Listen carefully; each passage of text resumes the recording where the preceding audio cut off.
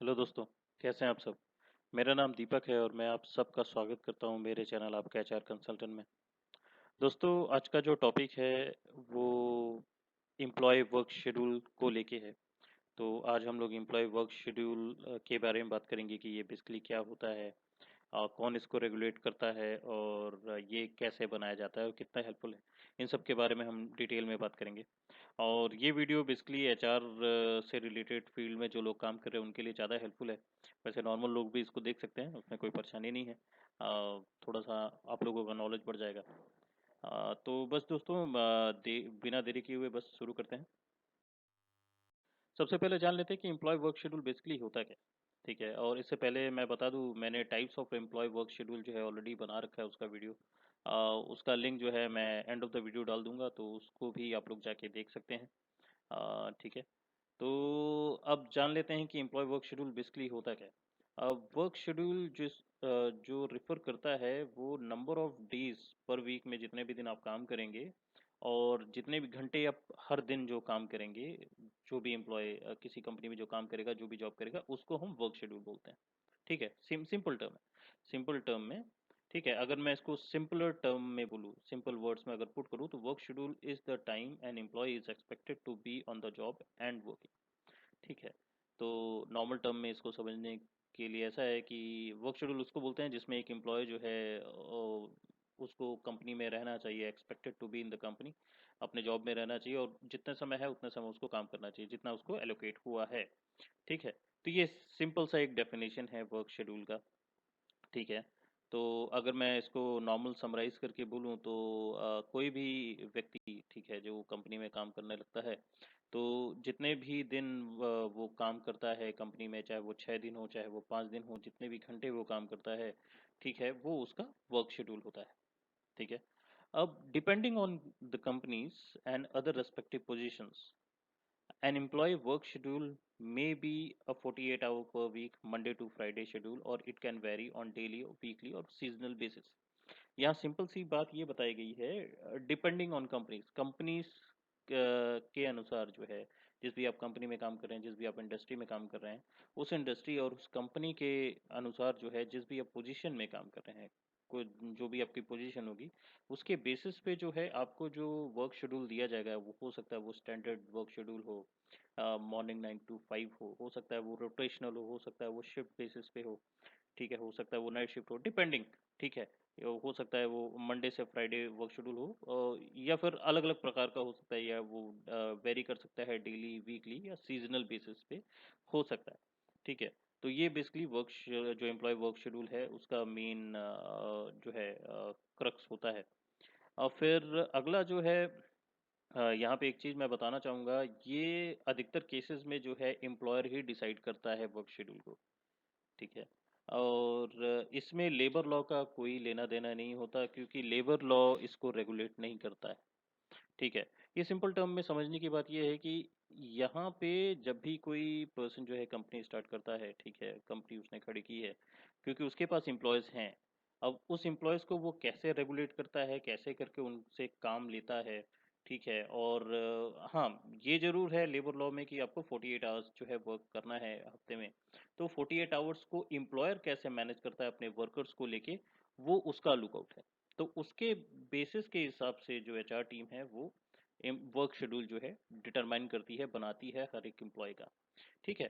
तो यहाँ सबसे बड़ी चीज़ ये है, इसमें लेबर लॉ का कोई लेना देना नहीं होता, क्योंकि लेबर लॉ इसको रेगुलेट नहीं करता है।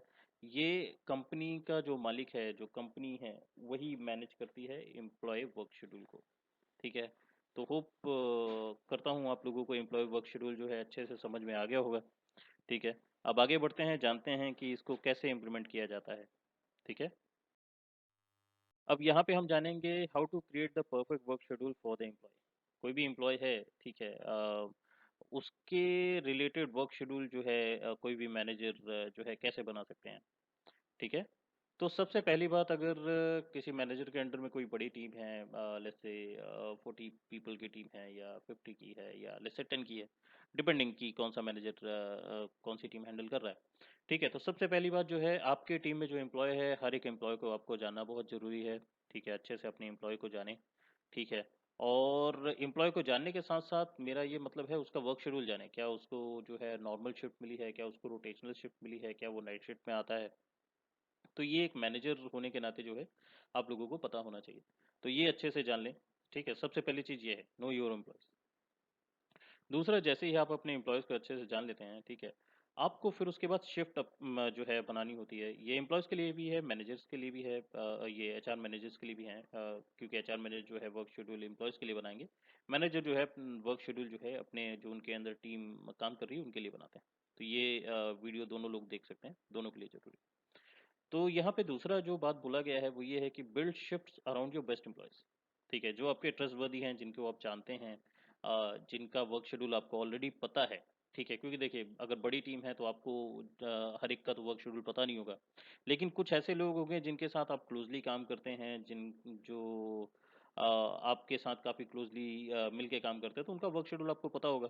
ठीक है, तो उनके अराउंड जो है आपको शिफ्ट्स जो है एलोकेट करनी चाहिए, उनके अराउंड आपको शिफ्ट बनाना चाहिए। तो उसके बेसिस पे क्या होगा, उनके अराउंड अगर आप शिफ्ट बनाएंगे तो धीरे धीरे करके स्ट्रीमलाइन होती चली जाएंगी शिफ्ट्स, है ना। तो ये एक चीज़ जरूरी है। फिर अगला है establish wide team wide communication method. ये बहुत ही ज़्यादा ज़रूरी है, क्योंकि जब आप शिफ्ट्स बना लेते हैं, जब आप वर्क शेड्यूल किसी एम्प्लॉय का बना रहे हैं, तो एक आजकल तो व्हाट्सएप काफ़ी अच्छा काम आता है, व्हाट्सएप को यूज़ कर सकते हैं। मतलब कोई भी एक टेक्निकल टूल यूज़ कर लें, या फिर मैसेजिंग सिस्टम है, मोबाइल हर एक के पास स्मार्टफोन है। तो मैसेजिंग सिस्टम में एक ग्रुप मैसेज में डाल दें कि भाई हाँ, ये इसका इसका शिफ्ट टाइमिंग ये है, इसका इसका शिफ्ट टाइमिंग ये है, अगर ये प्रोजेक्ट इस समय डिलीवर होना है तो इस समय ये पर्सन जो है वहाँ पे रहेगा, ये अभी ये शिफ्ट संभालेगा। ठीक है, तो ऐसे करके टीम वाइज कम्युनिकेशन मेथड आप स्टैब्लिश करें, ताकि हर एक के मन में जो है क्लैरिटी रहे कि हाँ, इस समय ये पर्सन जा रहा है, इस समय ये पर्सन जा रहा है। क्योंकि हो सकता है किसी एक प्रोजेक्ट पे 2-3 लोग काम कर रहे हैं। ठीक है, अब हर एक पर्सन तो उस प्रोजेक्ट पे साइमल्टेनियसली काम नहीं कर सकता ना। तो इसमें क्या होता है, जब टीम वाइड कम्युनिकेशन स्टैब्लिश हो जाता है तो सामने वाला पर्सन जो है पूरी तरह से क्लियर हो जाता है कि हाँ, अगर अभी मैं छोड़ के जा रहा हूँ तो अगला बंदा जो है इसको टेक ओवर करने के लिए आ रहा है और वो उसके ऊपर काम करेगा, तो I do not have to worry about, है ना।